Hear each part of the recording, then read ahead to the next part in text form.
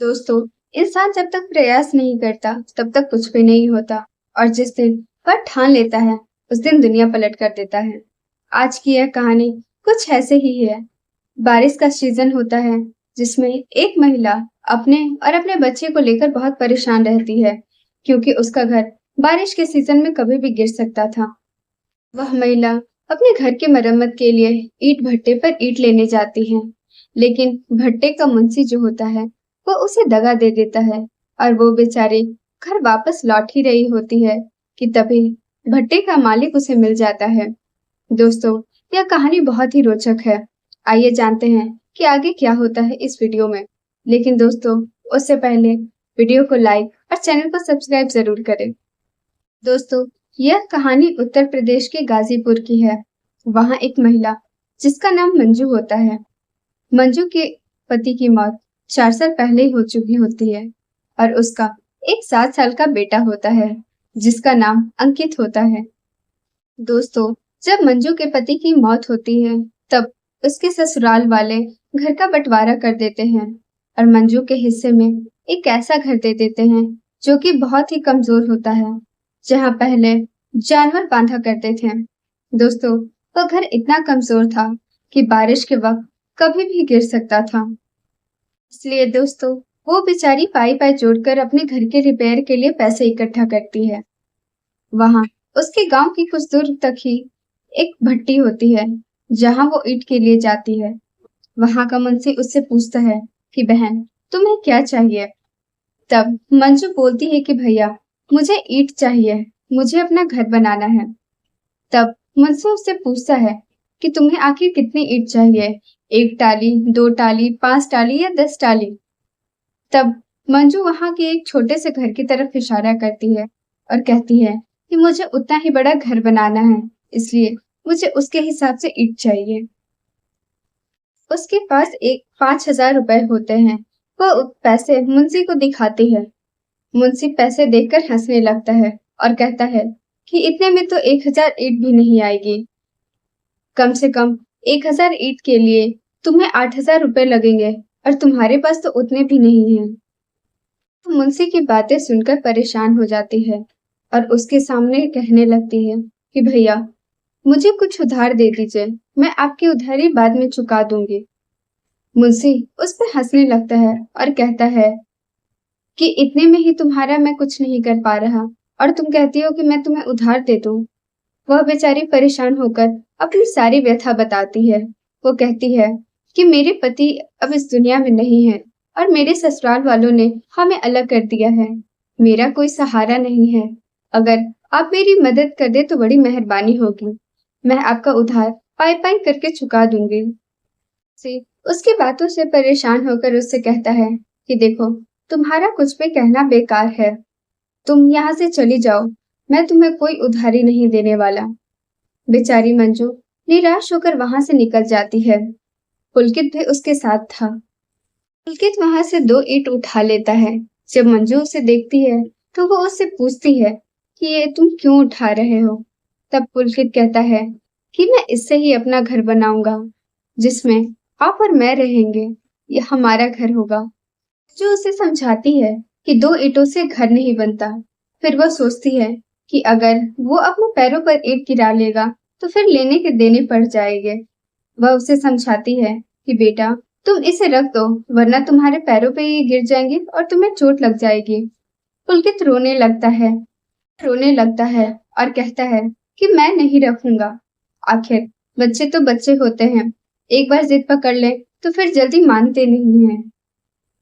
तो मंजू जो है वह अपने बेटे से ईंट छीनने लगती है, लेकिन पुलकित जो है वो ईंट नहीं रखता।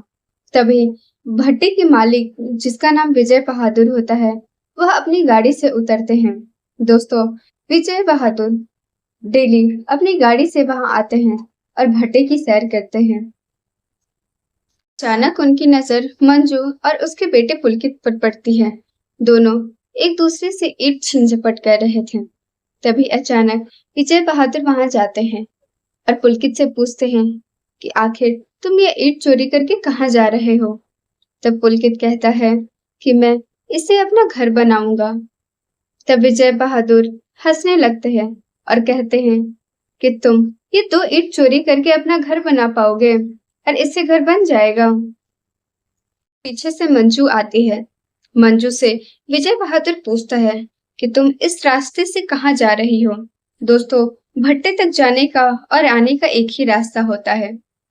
फिर मंजू अपनी सारी बात विजय बहादुर को बता देती है कि मेरे पास पैसे कम होने की वजह से मुझे मुंशी ईंट नहीं देता और कैसे उसके घर में कितनी प्रॉब्लम्स है। तो भट्टी के पास ही एक बैठना होता है जहाँ विजय बहादुर अपनी बैठक लगाते हैं।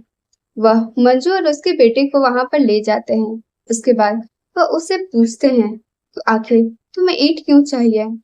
मंजू कहती है कि साहब, मुझे अपना घर बनाना है क्योंकि बारिश के मौसम में मेरा घर कहीं से भी और कभी भी गिर सकता है।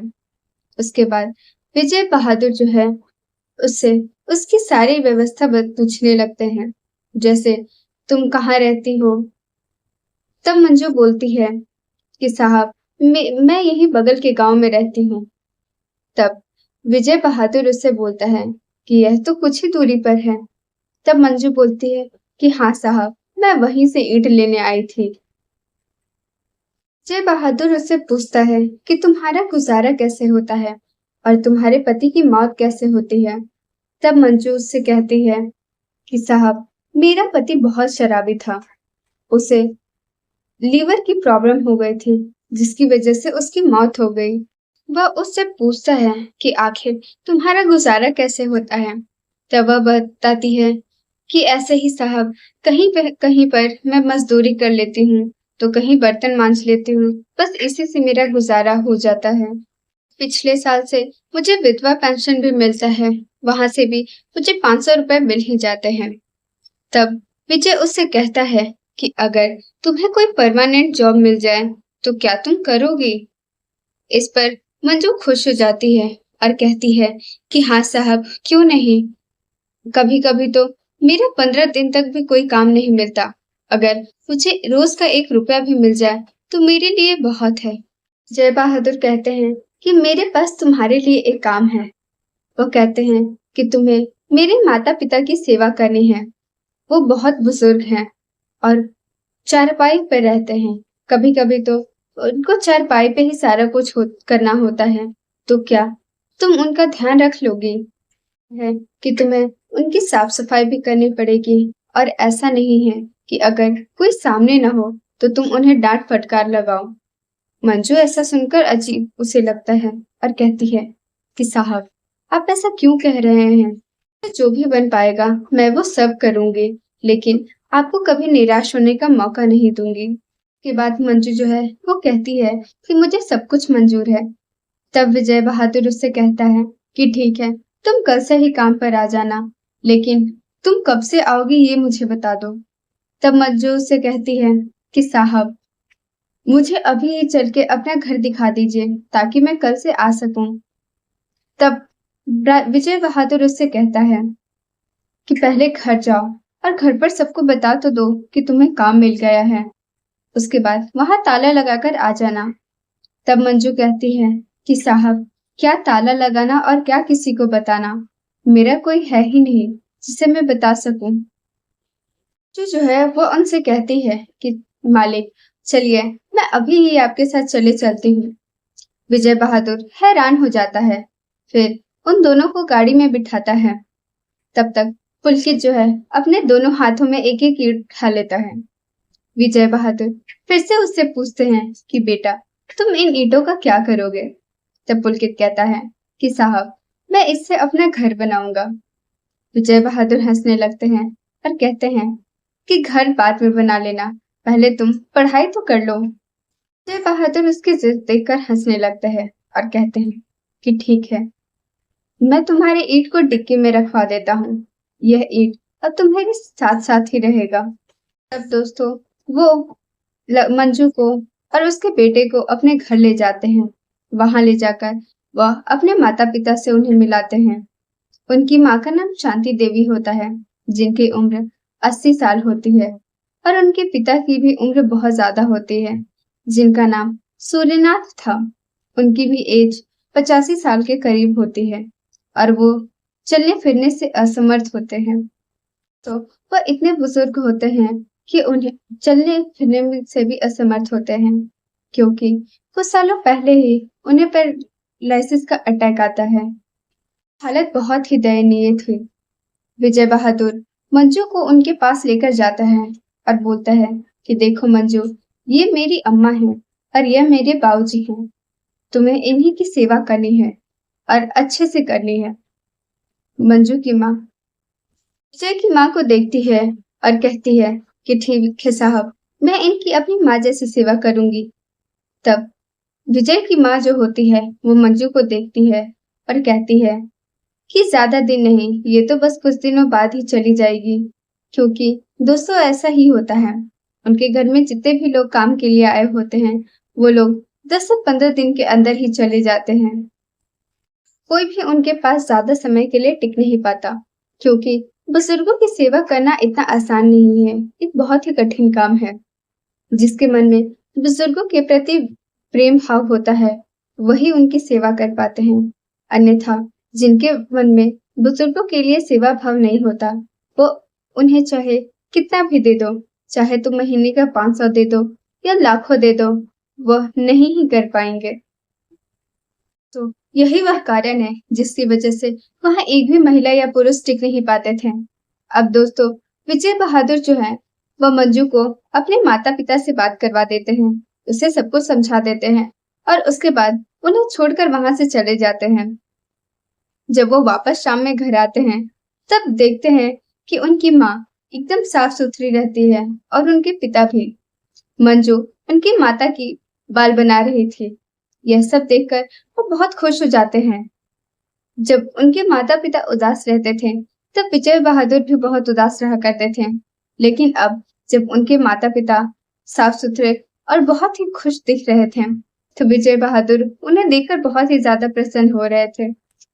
विजय बहादुर चाहे दिन के लाखों कमाते थे, पर जब तक उनके माता पिता खुश नहीं थे तब तक वो भी खुश नहीं रह पाते थे।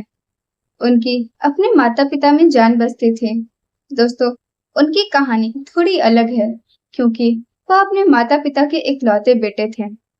उनके पिता ईंट की भट्टी चलाते थे और उनकी 100 बीघा जमीन थी।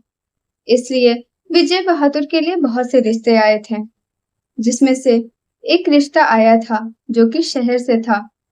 वह शहरी बाबू अपनी बेटी की शादी विजय बहादुर से कराना चाहते थे और लड़की भी पढ़ी लिखी थी।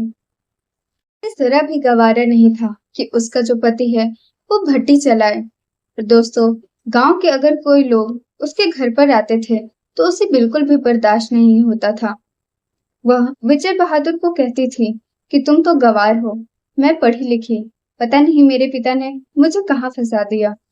विजय बहादुर के माता पिता को कहती थी कि तुम्हारे माता पिता भी गवार हैं और तुम भी गवार हो, मैं कहाँ शादी करके फंस गई। दोस्तों, बेचारे की जिंदगी में एक ही खुशी थी, वो भी भगवान को गवारा नहीं रही।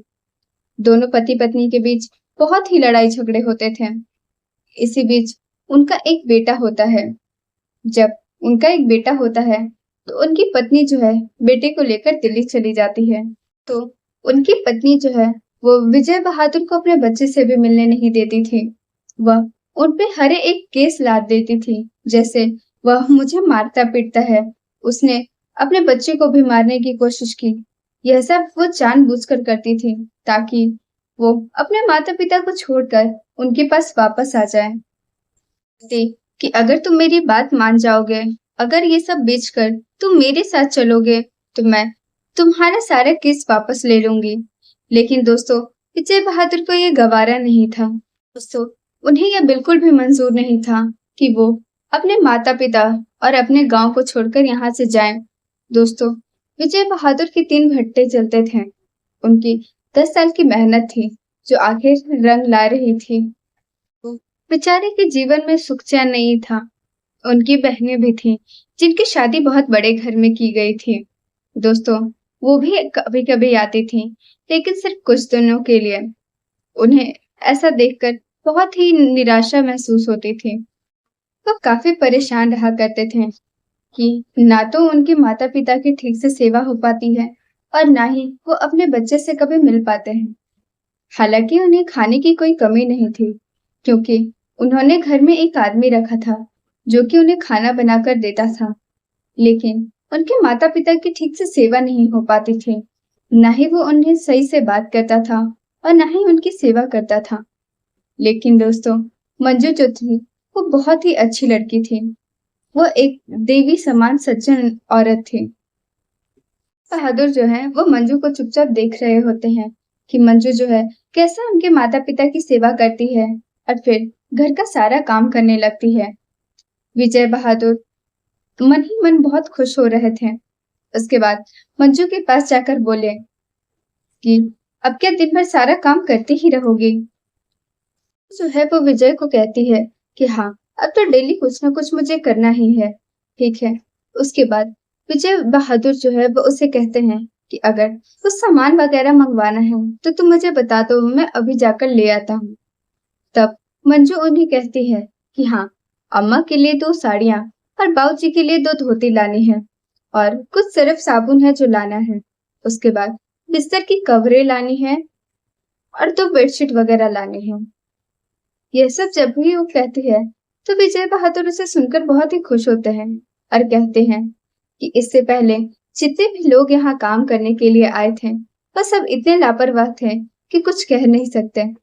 मैं तो ये सब लाता ही रहता हूँ, लेकिन वो सब इसे उठाकर या चोरी करके लेके चले जाते हैं। बात जो है विजय बहादुर अगले ही दिन सारा सामान लेकर आ जाते हैं। दोस्तों, विजय बहादुर के ही ना केवल उनके माता पिता के भी दिन बदल जाते हैं। मंजू जो है वह इतनी स्वभाव की इतनी अच्छी थी कि मैं बता नहीं सकती। वो जो है सुबह से अपने काम में लग जाती थी। विजय बहादुर के माता पिता की सेवा करती, उसके बाद घर का सारा काम करती। उसके बाद जब विजय बहादुर घर वापस आते तो उनके लिए पहले से ही कुर्सी लगा कर रखती थी। वह आते ही सबसे पहले अपने पिता के पास जाकर बैठते थे। उसके बाद वह उन्हें पानी लाकर देती और अगर घर में कुछ खाने को होता तो वो भी लाकर देती थी। और इतना ही नहीं दोस्तों, उसके बाद अगर गर्मी लगती तो वह एक बैना भी लेकर उन्हें हिलाती रहती। दोस्तों, यह सब देखकर विजय बहादुर की आंखों में आंसू आ जाया करते थे, क्योंकि इससे पहले उन्हें कभी भी ऐसा कुछ महसूस नहीं हुआ था और ना ही किसी ने उनकी इतनी सेवा की थी। विजय बहादुर जो है दोस्तों, वो गहरी सोच में डूब जाते हैं कि अगर मेरी पत्नी इतना कुछ ना करती, अगर वो बस प्यार से मेरे साथ 2 बातें करती और प्यार से रहती, आज कोई बात ही अलग थी। लेकिन दोस्तों, ऐसा नहीं होता है। वह बेचारे दिन भर अपने बेटे के ख्याल में डूबे रहते थे। दोस्तों, लेकिन अब जो है मंजू के आने के बाद उनका दिन बदल जाता है और अब वह खुशी खुशी अपने भट्टे पर जाते थे और अपने काम पर ध्यान देते थे। अब उन्हें अपने माता पिता की तरफ से कोई भी टेंशन नहीं थी। वो खुशी खुशी अपने घर से वापस जाते और घर वापस आते थे।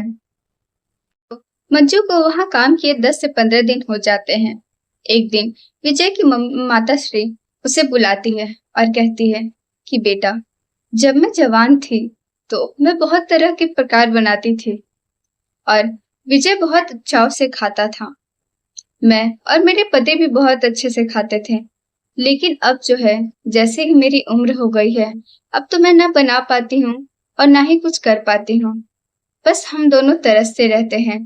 तो बेटा, अगर तुम बना सको तो बड़ी मेहरबानी होगी। विजय भी चाव से खाता है और अगर तुम्हें बनाने नहीं आता तो मैं तुम्हें बताती जाती हूँ, तुम बता देना। दोस्तों, ऐसे ही जो है मंजू उनकी सेवा करने लगती है। उन्हें तरह तरह के पकवान बनाकर खिलाती है और उनकी बहुत ही सेवा करती है। उनकी तेल मालिश करती है और बहुत कुछ। दोस्तों, देखते ही देखते कुछ महीने बीत जाते हैं और विजय के जो माता पिता हैं वो धीरे धीरे पहले से बेहतर महसूस करते हैं।